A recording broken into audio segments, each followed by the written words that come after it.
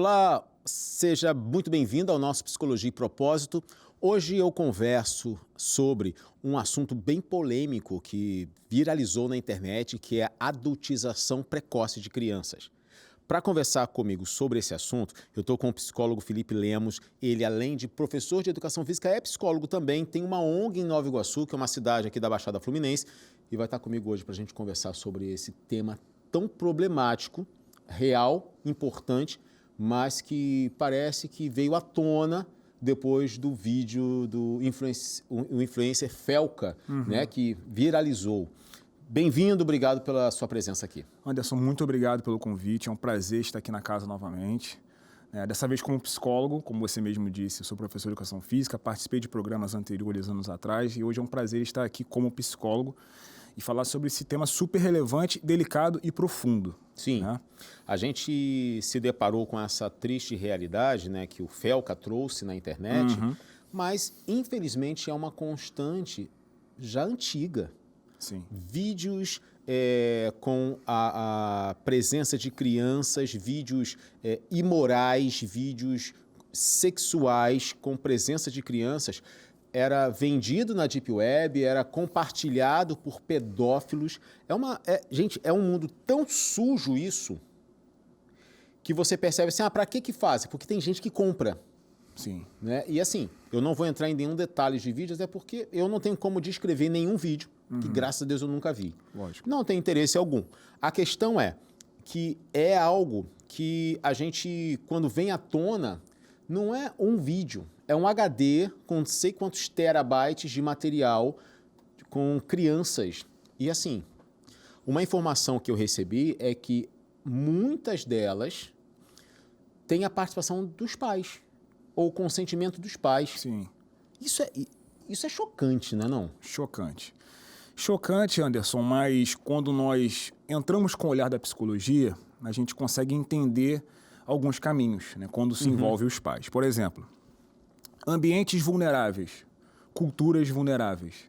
A gente pode entender que esses pais não receberam, de alguma forma, uma instrução quando foi a vez deles de ser criança. Sim. Então, sem instrução, um ambiente totalmente vulnerável, onde há violência, onde o pai é ausente, enfim, uma série de questões, uma série de fatores que os filhos vão reproduzir o comportamento dos pais. E quando não se tem regras, quando não se tem uma casa adequada, baseado nas regras mesmo, propriamente ditas, as crianças vão reproduzir esse tipo de comportamento e acaba que essas informações, como você citou, elas vão invadindo o ambiente, vão invadindo o local, a cultura, Sim. consequentemente, a casa. E as crianças vão reproduzindo.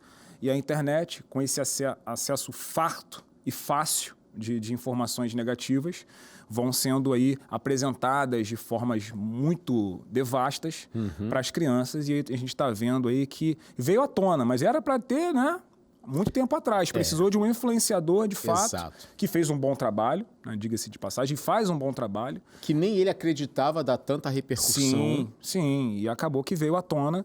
A gente vai debater aí ao longo do programa sobre isso. Pois é, tem uma frase que eu separei aqui da Lia Luft, que ela diz o seguinte: a infância é o chão sobre o qual caminharemos pelo resto da vida. E a gente vai pegar essa frase para dar um pontapé inicial, Sim. porque essas crianças que foram adultizadas precocemente, quando elas começam a ter uma exigência de responsabilidade muito cedo, elas começam a ser apresentadas para a sociedade, para os outros, com uma sexualidade, uma sensualidade para mostrar que cresceu ou que é pequena, mas tem todo o tributo de uma mulher e tudo mais. A maioria são meninas, não que os meninos não participem dessa erotização e tudo mais, mas a maioria meninas. É meninas. Sim. E aí elas começam a ter elas começam a receber um olhar de sedução, um olhar de desejo, algo que você hoje que tem um filho pequeno, você tem que tomar cuidado com as fotos que você coloca da criança na internet. Com certeza. Por exemplo, quando meus filhos pequenos não tinham fotos de roupinha de banho, roupa de praia. Não se pode. Porque, gente, pedófilo vai nessas fotos e vai ali e mergulha naquilo e vai tentando atrair.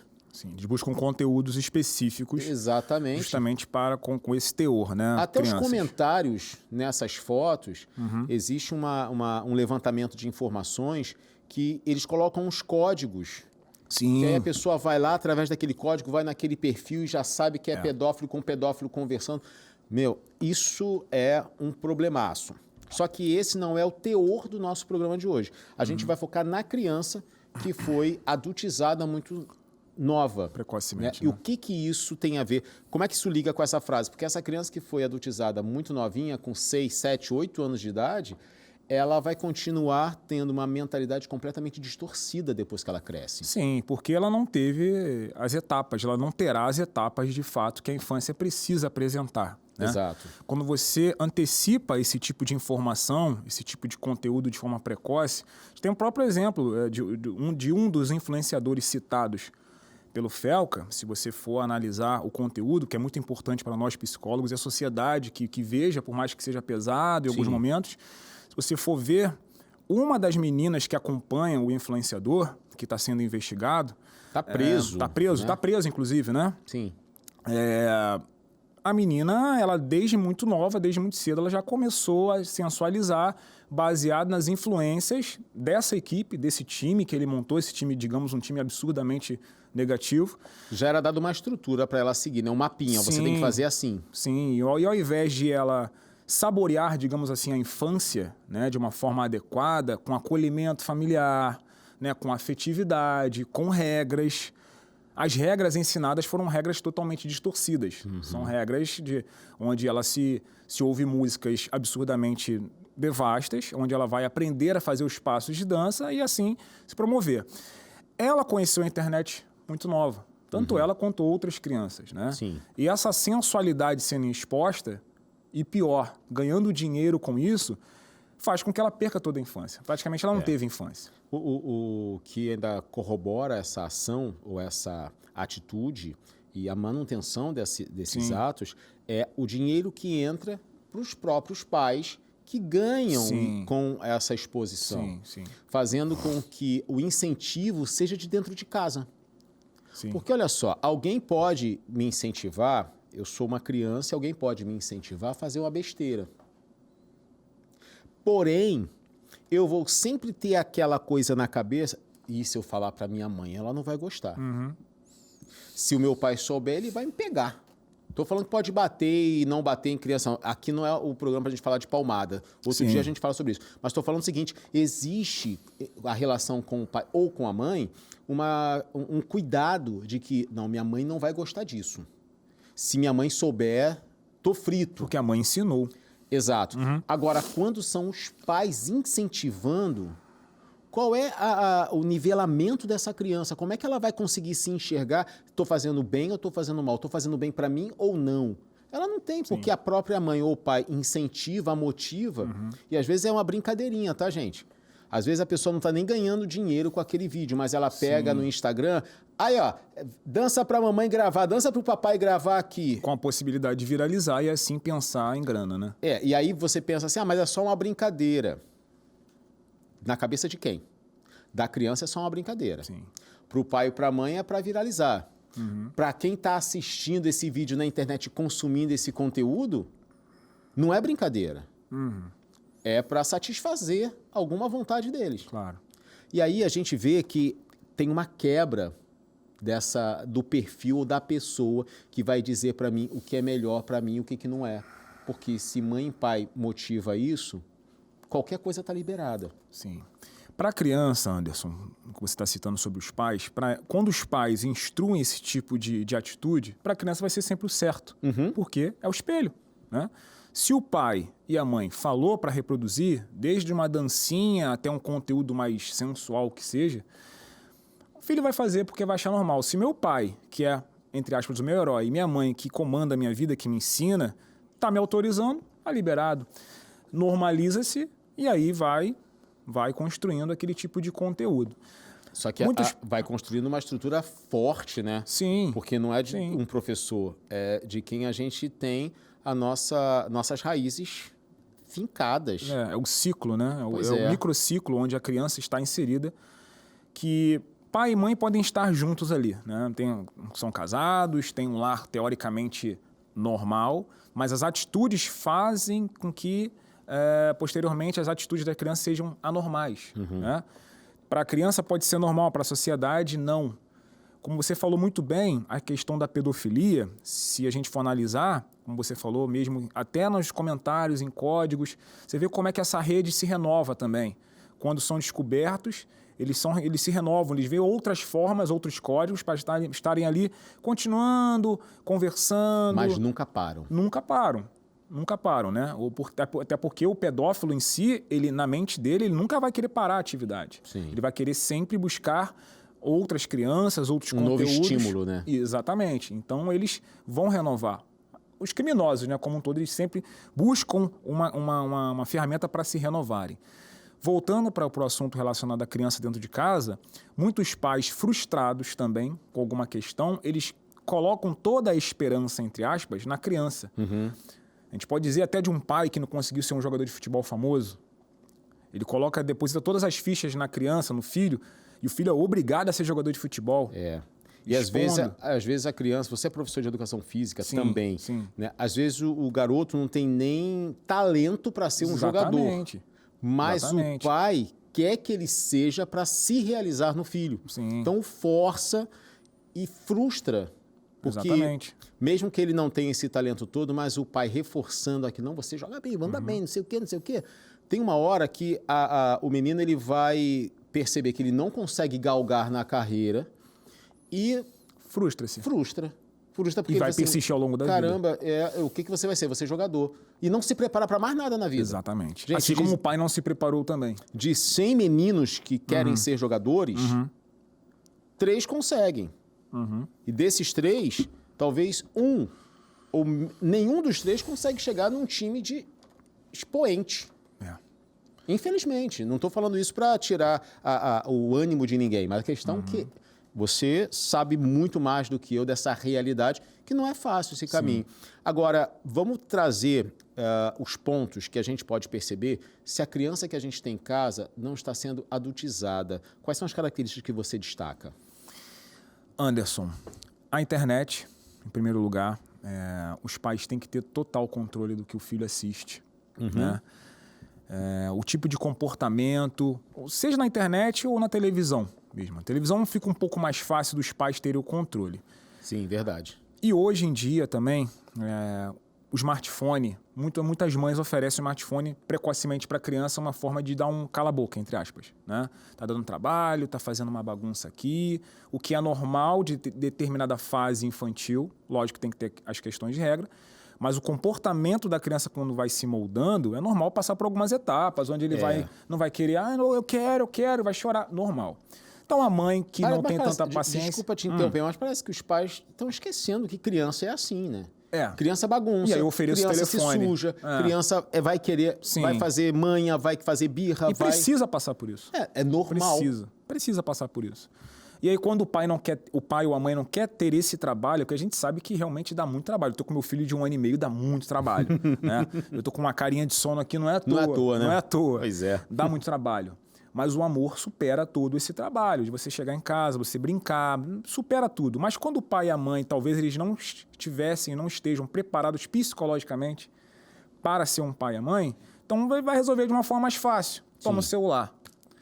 E agora, qual o conteúdo que ele está assistindo? Quando a gente fala de menino, jogos, no sentido de jogos teoricamente são gratuitos, mas conforme for avançando, pede ali um dinheiro para você comprar uma marminha ali, uma coisinha, e isso gera uma ansiedade na criança por querer sempre mais.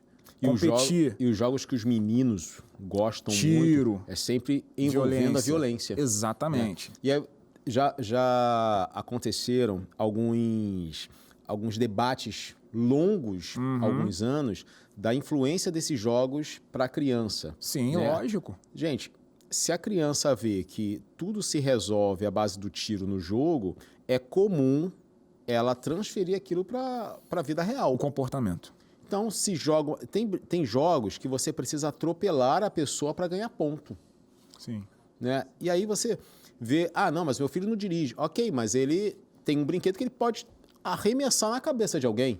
Sim. E para ele vai estar ok, porque ali no jogo o nosso cérebro não vai fazer, ele não faz uma distinção entre o que é imaginação e o que é real. Para ele tudo é real. E aí a gente precisa ter esse aprendizado. Só que criança não tem sozinha. Inclusive os jogos têm a censura, né? Tem Pois a censura, e os pais têm que precisam ficar de olho nessa censura. E quando eu estava citando sobre os meninos, porque eles são mais voltados para os joguinhos, né? Inicialmente, como eu disse, de graça, tal, mas você vai pagando, aí tem acesso ao cartão da mãe ou do pai ali, que já fica salvo, né? Uma facilidade maior, e vai comprando quando vê a fatura está enorme, e gera um vício na criança e o aumento da ansiedade. E é justamente nesse momento que os pais tomam ciência do jogo que ele está jogando, né? Que é quando vem no cartão de crédito. Exatamente. Quando a gente fala das meninas, fica um perigo um pouco maior. A estatística mostra que as meninas têm maior probabilidade de vulnerabilidade quando se trata da exposição, justamente por causa da pedofilia. Sim. Né? Como que a gente pode interpretar? Danças, determinados tipos de música, né, que viralizam com muita facilidade, a gente sabe. Não quero aqui ficar julgando o gosto musical de ninguém, obviamente. Cada um sabe o que bota para ouvir. Exatamente. Né? Eu sou fã de um determinado estilo musical. Outras pessoas, enfim, a gente tem que respeitar isso. Porém, dependendo do conteúdo de cunho sexual, com palavras adultas, as crianças vão reproduzir automaticamente, cantando, sem tentar entender ou não entendendo o que estão falando. E o que mais gera hoje engajamento e visualização na internet? As danças, as coreografias. Então as crianças, as meninas vão aprendendo a coreografia, gravando vídeos sem os pais verem, postando nos stories, postando nos seus feeds, que não era nem para ter uma rede social. Mas até quando você vai fazer um perfil na rede social, não sei agora como estão, né? Mas pelo menos quando eu fiz, tinha que ter mais de 18 anos. Sim. Hoje eu não sei se já está liberado para 16, mas até cachorro tem rede social, então não faz tanta diferença. Geralmente, algumas crianças, adolescentes, têm os perfis e aí coloca lá na bio, monitorado pela mãe e tal. Mas mesmo assim, né, dependendo do conteúdo. Aí o que a gente pode entender? Às vezes, é monitorado pelo pai e pela mãe de propósito para ver o tipo de conteúdo que vai oferecer. Não é uma dança, mas é um tipo de conteúdo muito precoce, onde a criança, de repente, decora certo texto para falar como se fosse um adulto, para falar sobre experiências que ele nem viveu ainda. Exato. O próprio Felca falou nesse vídeo, que quem não assistiu, vale muito a pena procurar a Felca Adultização, né? Ele fala, várias crianças falando sobre finanças, investimentos, meninos de 13, 14 anos. Gente, o que eles passaram na vida ou ganharam na vida para falar sobre? O que eles sabem. Não é? Que realmente sabem. Sim. Né? Foi instruído, muito provavelmente, ou com certeza, vamos dizer com certeza, instruído pelos pais. Sim. Ouviram de algum youtuber que pegou e começa a copiar, não sabe nem se funciona, se é assim ou não é. Mas está ganhando dinheiro. Gente, é que na internet, infelizmente, aquilo que não tem conteúdo, aquilo que não é benefício para a sociedade, é o que vende. É assustador isso também. É muito mais fácil viralizar um conteúdo bobo, barato, do que um conteúdo mais sério. É muito mais fácil. Você pode ver por qualquer vídeo que você vai comparar se é um profissional falando algo e se é um adolescente desses que vai lá e pede um lanche, um fast food e não paga. O caótico ganha mais popularidade, visibilidade e mais dinheiro, consequentemente. Agora, a questão das crianças se portarem assim, né, são os sinais de que ela está sendo adultizada. Seja pela internet, seja pelos pais, seja por essa cobrança. E aí você falou uma coisa que me deixou pensando. O fato dos pais quererem que os filhos supram ou realizem os sonhos pessoais. Exatamente. Fazendo com que eles sejam investidos e incentivados. A questão é que quando começa a entrar dinheiro, toda a configuração fica ainda mais deplorável, porque antes era só pela brincadeira, pelo sucesso, pela viralização, pela visualização que aumenta. Agora, quando entra o dinheiro de uma família já corrompida, eu não estou falando de estilos familiares, não, estou falando do contexto em geral. Quando entra o dinheiro, tudo que é ruim se deflora, aumenta.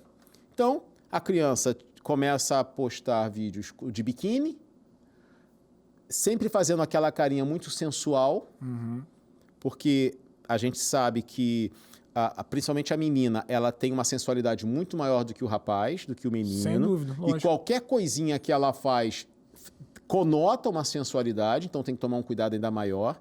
As roupas são sempre muito expositivas. Curtas, né? Curtas demais. E aí você percebe que essas coisas são ali, ó, pertinentes a todas essas crianças que demonstram esses sinais.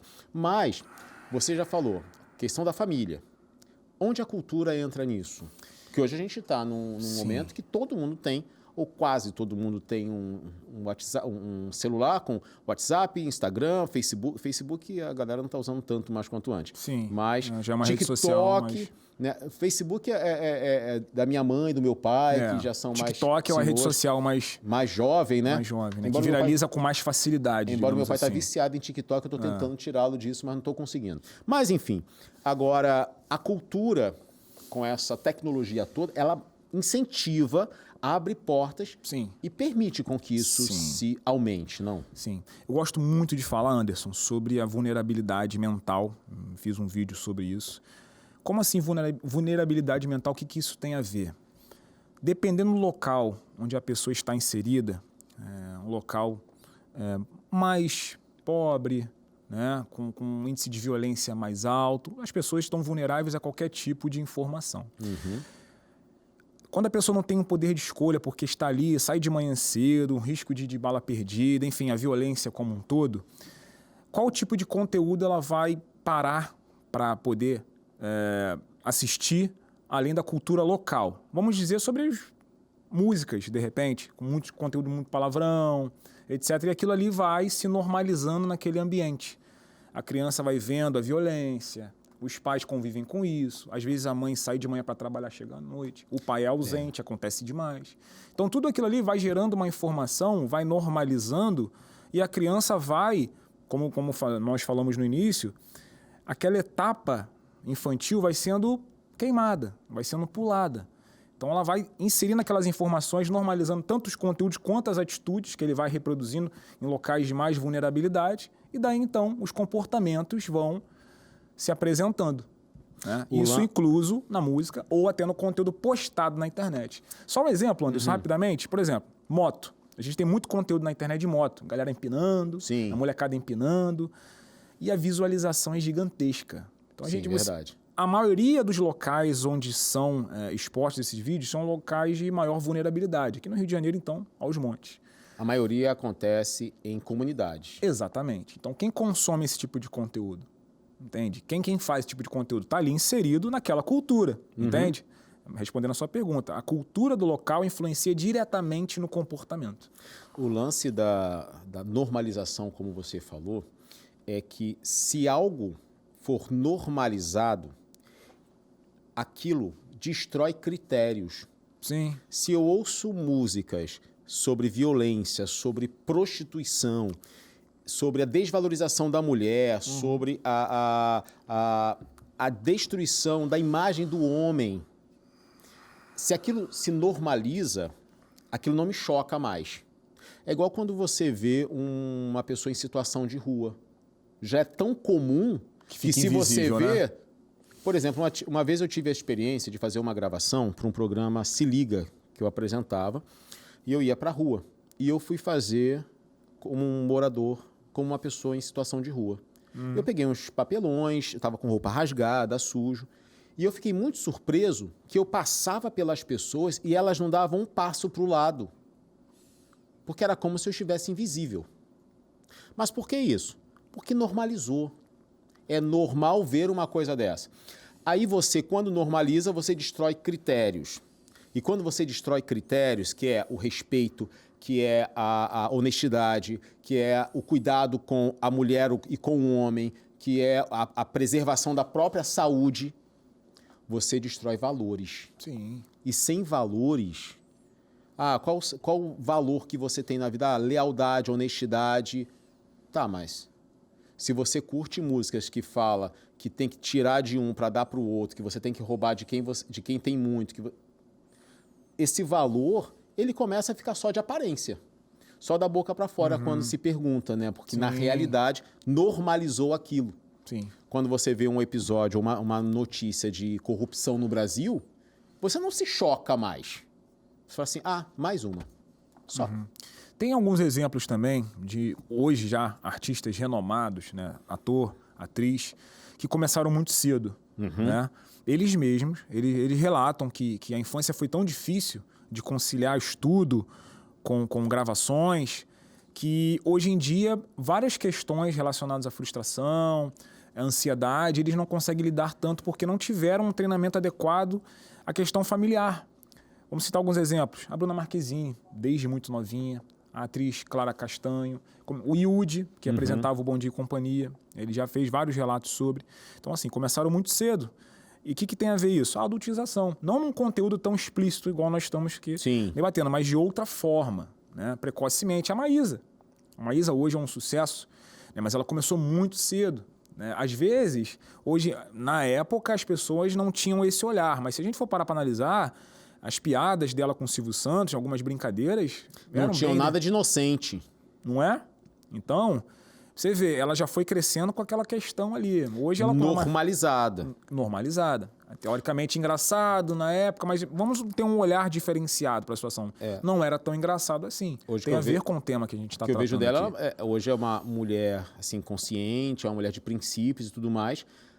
Graças a Deus, ela teve alguma orientação ao longo do processo para chegar o que chegou. Mas não é a realidade de muitos. Lógico, né? Lógico. E aí, o poder aquisitivo dela permite, né? Exatamente. Como a gente estava conversando antes, não é nenhum tratamento, nenhum processo terapêutico é barato. Quais os impactos que você percebe que as crianças que foram adultizadas precocemente levam para a vida adulta?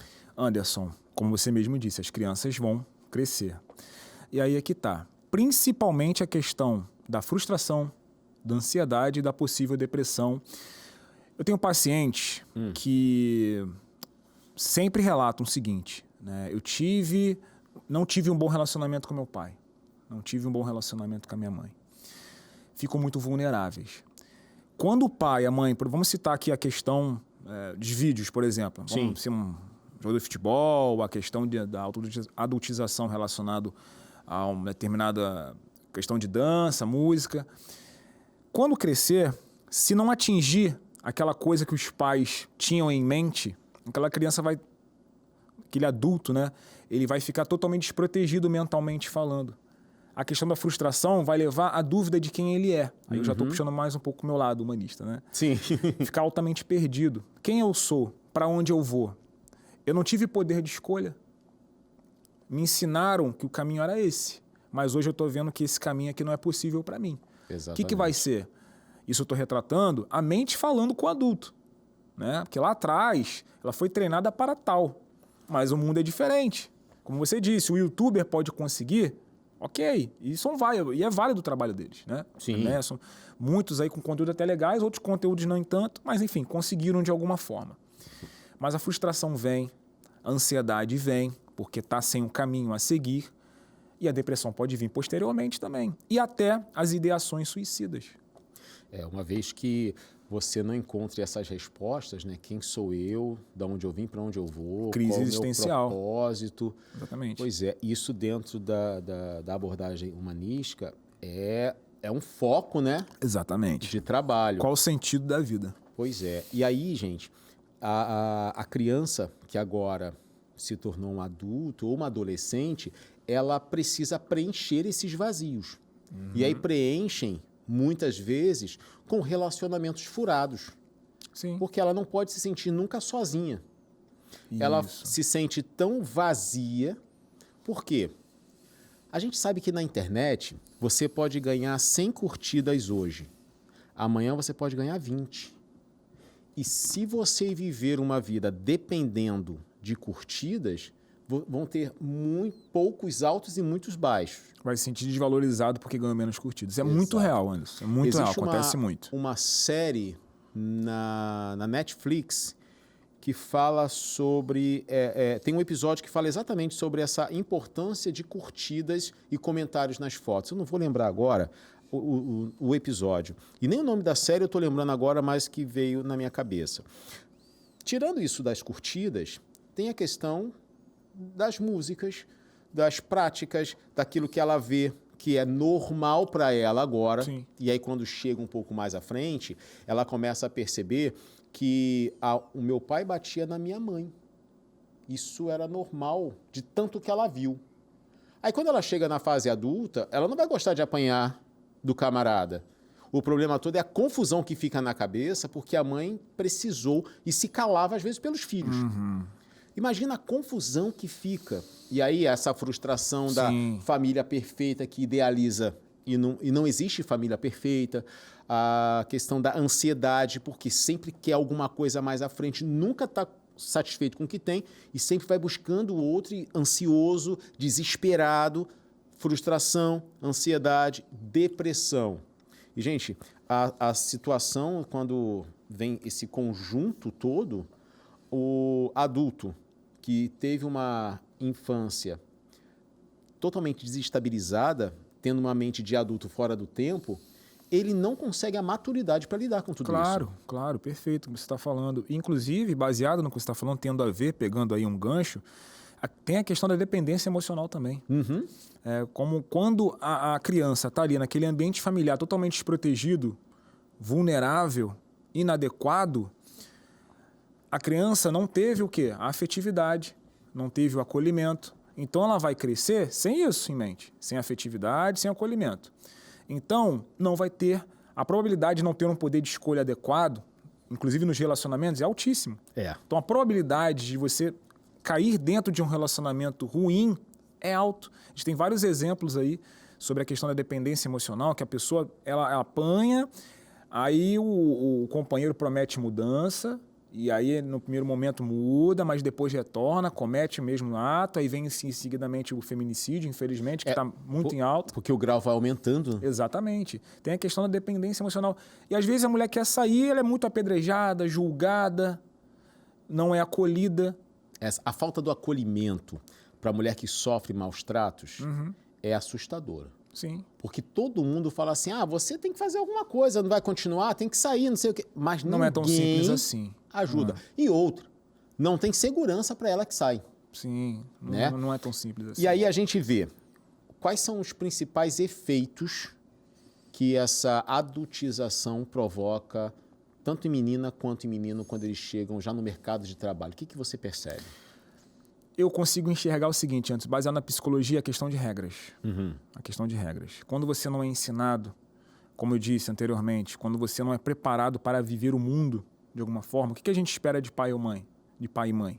Preparação para o filho, que em algum momento ele vai ter que voar pelo mundo. Caminhar sozinho. Caminhar sozinho, né? É fato. Nós criamos os nossos filhos para isso. Mas quando não o prepara, fica totalmente perdido. Sim. Então, a dificuldade de socialização. E a dificuldade de socialização vai dificultar o ambiente de trabalho onde está inserido. De repente, vamos citar alguns exemplos. Aquele jovem ou aquela jovem muito tímida, que de repente não consegue olhar no olho, não consegue conversar, não consegue produzir, não consegue cumprir regra.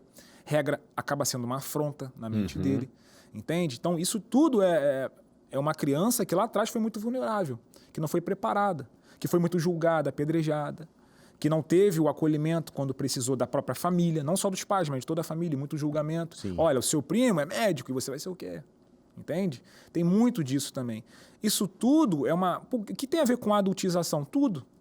Porque eu estou forçando aqui a criança, adolescente a ser algo que eu quero, sem saber o que ele quer. Exato. Entende? E pode acontecer ao contrário, né? Adultiza a criança, ela tem que ser muito mais responsável, ela tem que fazer muito mais do que é cabível para ela naquela idade. Quando ela chega na fase adulta no mercado de trabalho, ela quer se comportar que ela pode tudo, manda em tudo. E, gente, no mercado de trabalho as coisas não funcionam assim, não. Sim. Não respeita o teu chefe, o teu líder, o teu gerente para você ver se você se mantém. E a dificuldade, né, de estabelecer relacionamentos, dificuldade de cumprir regras, dificuldade de produzir, de ter uma flexibilização cognitiva também, que é muito importante, da plasticidade, novas informações, de se atualizar. Tudo isso a gente pode colocar como prejuízos mentais para aquele adulto que não foi preparado para estar ali naquele momento. Tem muitos, Anderson, muitas pessoas. Agora eu vou puxar para o behaviorismo, que é a questão do condicionamento, Sim. né? Aí é a TCC da primeira onda, né? Que é a criança, ela é condicionada a alguma coisa, sempre. Seja para fazer o bem ou o mal, seja para acertar ou para errar.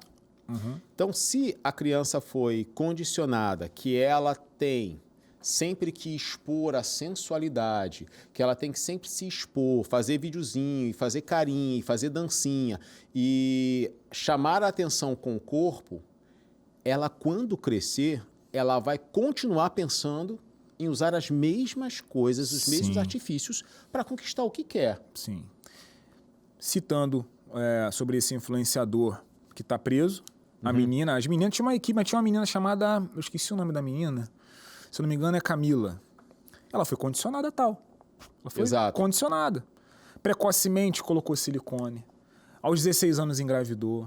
Foi filmada dentro do hospital. Ficou frustrada porque perdeu o neném. Mas filmando, o pessoal filmando.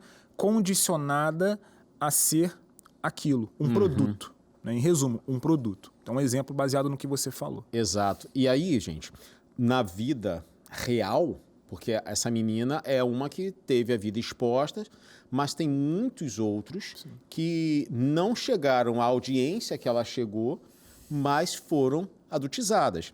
E a consequência é que no relacionamento ela já começa a ter problemas, porque a criança já começa a ouvir que a mulher ela tem que se impor, senão o camarada vai pisar na cabeça dela. Não estou falando que a mulher não tenha que saber que isso pode acontecer. Porque existem pessoas boas e ruins. Pode um cara que vai querer realmente pisar no pescoço da mulher. Às vezes ela não vai prestar atenção nos sinais oferecidos pelo futuro agressor. Ela já chega metendo o pé na porta e fala assim, ó, eu tenho meu dinheiro, eu me mando, ninguém... Não estou falando que a mulher tem que concordar e ser mandada pelo homem, não, gente. Jamais. E também não sou a favor, nem concordo de que o cara ele tem que... ele vai pisar na mulher. Não, isso aí está totalmente fora de questão. O que eu estou trazendo aqui é que ela já ouviu desde pequena os conflitos que a mãe vivia de uma forma tão pesada que ela já chega na fase adulta achando que todo homem vai fazer mal a ela. E aí ela não se permite viver uma relação, primeiro de amizade, depois de companheirismo e depois um relacionamento amoroso. Ela já vai com aquela temática desenhada de que, não, minha mãe sofreu, eu vou sofrer. E aí você acha que muitos que estão hoje querendo ter uma vida, uma família, não conseguem, porque isso está lá. Está martelando na cabeça direto. A mesma coisa é o homem. Se o filho viu o pai reclamando da mãe e o filho vê o pai saindo de casa, indo para uma outra mulher, para uma outra família, e não tem um processo para que ele entenda o que está acontecendo, para ele interiorizar aquilo, para ele tomar como condicionante de que nossa família se acaba assim. Quando ele crescer, ele tem uma tendência muito forte de repetir aquilo. Sim, sim. Não que seja uma regra. Porque vivenciou. Porque vivenciou. Porque a tomou probabilidade de reproduzir é altíssima. Normal. Aí chega na escola, aí vê que o colega... não, meu pai também deixou a gente, está morando com a fulana. Os agressores, nós estamos falando das mulheres, que algumas em questão de dependência emocional, que não prestam atenção nos sinais, não porque elas não querem, mas porque de repente não tem aquela percepção de tal. A vida foi, como você falou, ela vivenciou tantas questões que a percepção cognitiva ali, tão clara e evidente, tão óbvia, ela não consegue enxergar. Passando para a parte masculina, mesma coisa. O agressor, ele é um absurdo, narcisista, é um absurdo para ele. Não, eu não quero. Não, eu não posso perder. Não, você não pode ir porque senão você vai me abandonar. Certamente lá atrás ele sofreu algum tipo também de agressão, algo indevido, onde ele vai reproduzir como normal. O que na cabeça dele vai reproduzir como normal? Violência. Sim. Física, verbal. É o que ele sabe. É o que ele sabe utilizar, sim, né? Tornando-se um criminoso, porque obviamente é crime. A gente tem vários exemplos. Então, a gente, quando chega no nosso consultório, dependendo da abordagem, alguns acham que a TCC não vai no passado, não estuda e se aprofunda na história da pessoa. Embora as abordagens passeiam entre elas em alguns determinados momentos. Embora a terapia cognitiva comportamental seja breve, né, seja focada no problema que a pessoa está vivendo, não tem como olhar para alguém e esquecer ou descartar o passado dela. Não, porque ela é uma jamais. consequência de tudo. No humanismo, é ainda mais intenso. Sim. Né? Sim. E aí vem a questão que eu acho que você era o profissional ideal para a gente falar sobre esse assunto. Como é que é possível resgatar essa criança interior e tratá-la? Sim. A grande questão que eu faço muita analogia com meus pacientes. Né? Uhum. Eles chegam, em muitos momentos, com a ferida aberta, vamos dizer assim. A gente precisa encontrar o porquê daquela ferida. Né? Para quê? Para medicar. Medicando aquela ferida vai começar a cicatrizar. Você vai lembrar que foi ferida, porque está lá a cicatriz. Certo. Mas você já está ali preparado, porque está cicatrizado, você está preparado, teoricamente, para você dar continuidade à sua vida encontrando o seu sentido. Trazendo isso para o humanismo, basicamente. Ele chega com várias questões e a gente vai nos encontros, vai nas sessões tentando descobrir juntos, através de muita reflexão, né? De muita empatia, em primeiro lugar, do porquê. O que houve com seu pai, com sua mãe, com um membro familiar? Tinha uma paciente, tem muito a ver com o nosso encontro. Ela é uma paciente, obviamente não vou citar o nome, por questão ética da psicologia. Ela diz muito sobre a questão de estar debaixo da mesa, correr para o quarto. E aí a gente, nos encontros e tal, ela disse que quando o pai chegava em casa, ela corria para debaixo da mesa, para não apanhar, quando criança. O pai sempre encontrava algum motivo para bater. Certo. Né? Adulta... Certo não, mas ok, entendi. Sim, entendi. Adulta, qualquer questão, por mais simples que seja no trabalho, uma discordância, uma discussão simples com o marido, ela corre para o quarto e fica do lado da cama. Do lado da cama é deitada no chão? Deitada no chão, na mesma posição que ela ficava quando criança debaixo da mesa. Para você ver, justamente com criança, o adulto está reproduzindo aqui. Uhum. O que isso tem a ver? Passado, o que aconteceu, obviamente episódios traumáticos que estão sendo reproduzidos quando adulto. Parece meio óbvio? Parece, mas para o paciente não. Então, a partir do momento ele que não a gente consegue perceber isso. Não consegue. Sozinho. Aí o papel do psicólogo é justamente isso. E aí mostrar para ela que, de fato, aquele pai, aquele agressor, pai entre aspas, né? Vamos dizer assim. Aquele agressor já não tem mais aquele poder para isso. Não tendo mais o poder para isso, a paciente agora ela pode ficar de pé e não precisa mais se esconder. Ela tem capacidade para enfrentar o mundo. Porque quem fez mal, hoje não faz mais. Estou citando só esse exemplo para ver como que o passado pode interferir diretamente no futuro, no adulto. O fato é que fazer esse mergulho na ferida durante não a é tão terapia simples, dói. É doloroso. Sim. E existem alguns pacientes que não estão preparados. Qual é a percepção do psicólogo? Ver o momento ideal para você tocar naquela ferida. De repente, com 5 encontros, outros com 10 encontros, mas você ter essa não existe regra essa análise. Não tem regra, né? É muito complexo, né? Cada indivíduo é próprio, único, né? Pois é. Agora, a gente se depara com essa realidade e nem sempre o paciente ele consegue fazer essa percepção. Nesse caso, foi da atitude do pai e ela. Agora, a questão é quando as crianças elas sofrem essas agressões de conteúdo impróprio, e aí quando chega na fase adulta, ela não consegue fazer esse link. Exatamente. E aí, como é que ela consegue perceber... É a reprodução. Né? Do que foi só ensinado. Mesmo em terapia, só mesmo fazendo uma reflexão sobre a própria vida. O fato é que, eu penso na minha vida e eu estou bem resolvido. Até entrar numa clínica terapêutica e se deparar com perguntas que nunca fizeram a si mesmas. Né? Você começa a remexer aquele baú cheio de coisa. Agora, olha só, nas práticas terapêuticas, como é que você consegue trazer isso? Trazer esse trauma do passado, né? Vamos imaginar, a pessoa está no momento certo. Sim. Você já preparou o terreno. Isso. Né? E aí, para poder falar sobre. Exato. E aí, como é que você consegue puxar isso? Então, às vezes o profissional, no caso, eu vou citar o meu exemplo, a gente já teve a percepção do que pode ser. Opa, uma probabilidade de ser esse evento aqui é altíssimo. Mas eu acho que o paciente não está preparado para ouvir isso. Então, não vamos refletir sobre isso agora. Você vai comendo pelas beiradas. Exatamente. A cada encontro, vamos dar pistas. repetindo sobre... Vamos dar um exemplo da questão que eu trouxe do pai. E seu pai? Fala mais sobre ele. Fala mais sobre seu pai. O que seu pai fazia em determinado momento? E quando era a festa da família, o que seu pai fazia? Então, mais capítulos vão aparecendo até o momento que você vai fazer uma relação com os eventos passados, com os eventos de hoje. E aí, o que eu estou fazendo? Eu estou provocando a reflexão do paciente. Eu não estou induzindo a minha opinião, que o psicólogo jamais pode fazer isso. Sim. Eu estou levando a reflexão do paciente e automaticamente a percepção dele de algo que ele não estava enxergando, como você mesmo disse, perdão. E aí, tendo a percepção, existe naquele momento a possibilidade de mudança. E às vezes a percepção para tratar é assim. E você tem alguns indícios que você pode perceber por si só. Às vezes é aquele excesso de autocobrança, você se cobra demais. Mas até isso, a gente tem uma certa dificuldade. Alguém que precisa chegar e falar assim, um amigo fala assim, você se cobra muito, relaxa. Calma. Né? Mas são sinais de que alguma coisa está...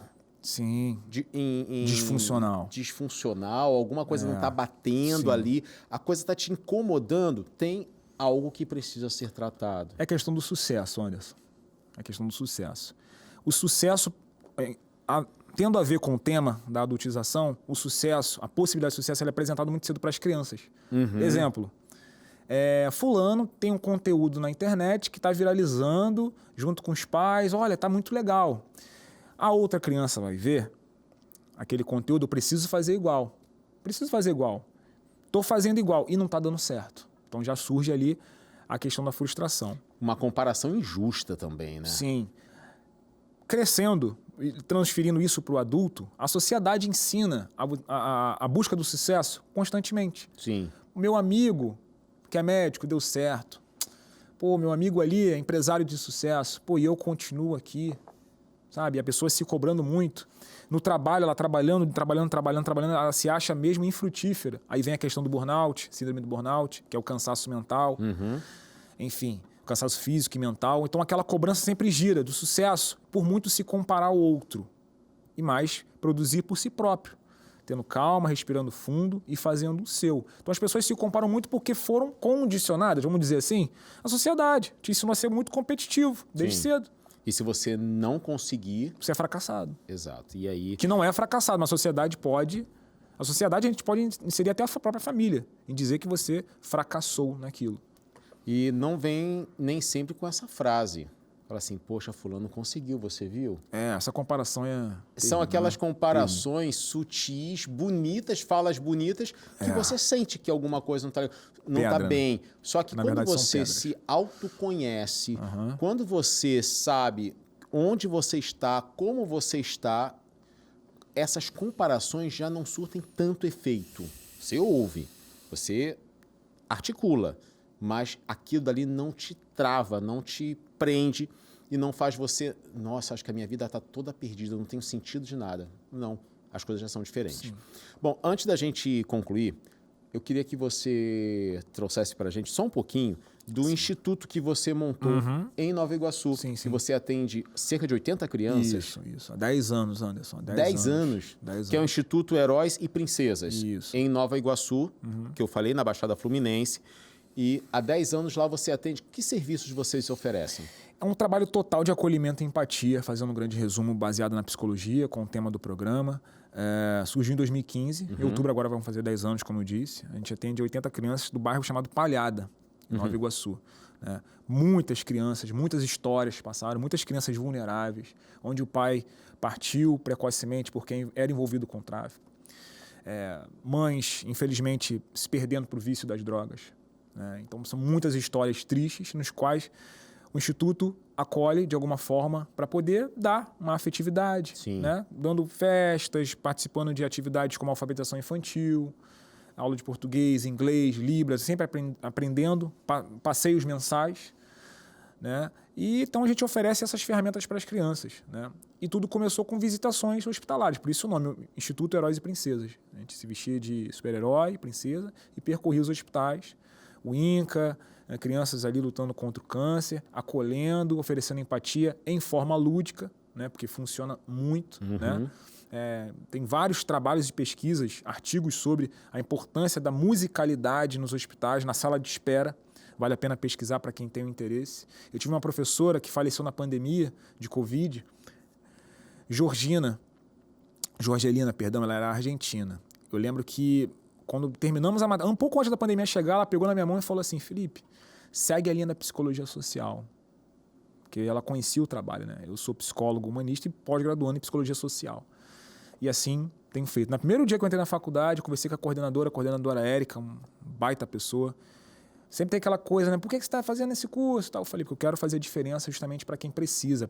A gente sabe que as sessões não são tão baratas, mas a gente precisa democratizar e assim foi feito. Eu estou muito feliz, agradeço muito a Deus por isso. De alguma forma, colaborar para uma sociedade melhor, combatendo a adultização, combatendo essas desinformações que chegam a todo momento para as nossas crianças. Todos os serviços lá são gratuitos? Tudo gratuito. Somente o valor social com atendimento como psicólogo adulto é um valor muito, muito, muito social, para poder justamente oferecer para quem não tem tanta condição. Mas para as crianças, tudo foi sempre... Quantas pessoas trabalham lá com você? Tem um time de 5 professores. Uau! Contando o total, a equipe tem 7 pessoas, né? Comigo e com a minha esposa também. Bacana. Sua esposa embarcou no... Embarcou na onda. Na onda. Tá fundou aí. junto comigo, Que legal. Parabéns. Posso passar o Instagram para o pessoal conhecer? Por favor, eu te pedi agora. Para essa câmera aqui, pode falar. Vamos lá. Pessoal, @Instituto Heróis e Princesas, @Instituto Heróis e Princesas no Instagram. E o meu pessoal, @PSI_Felipe Lemos. Felipe com 2 L's e 2 P's. Cheio de graça, mas é assim. Rapaz, eu vi lá. Felipe_Lemos. É isso aí. Tem um tracinho ainda. Beleza. Felipe, muito obrigado pela sua presença, cara. Foi ótimo excelente. bate-papo. Legal que você veio aqui no CJC há alguns anos para falar de esporte e agora uma outra temática completamente diferente. Exatamente. Linkada com saúde, mas agora com saúde mental. Sucesso ainda mais para o Instituto e para todas as crianças que vocês atendem lá. E esse programa, esse informativo desse programa é muito, muito, muito relevante para as pessoas terem acesso aos conteúdos relacionados à psicologia. É algo raro na TV. Isso é muito importante, importante esse programa, então. Obrigado. Beleza. E você de casa, eu espero e torço que você tenha curtido. Você pode compartilhar esse programa com amigos e pessoas que você sabe que precisam ouvir certas coisas. Aproveita. Meu Instagram é Anderson Nascimento Oficial. Vai ser um prazer ter você também lá. Fica junto para a gente poder trocar. Pode chamar para perguntar qualquer coisa e até se você quiser sugerir pautas, você pode mandar no meu direct lá. Quero agradecer muito. Quero fechar com uma frase. Diz o seguinte, olha, essa é de Frederick Douglass, que fala assim: é mais fácil construir crianças fortes do que reparar adultos quebrados. Então vamos olhar para as nossas crianças e ver. Elas estão na idade de ver, ouvir e presenciar certas coisas? Vamos lá. E esse foi mais um Psicologia e Propósito.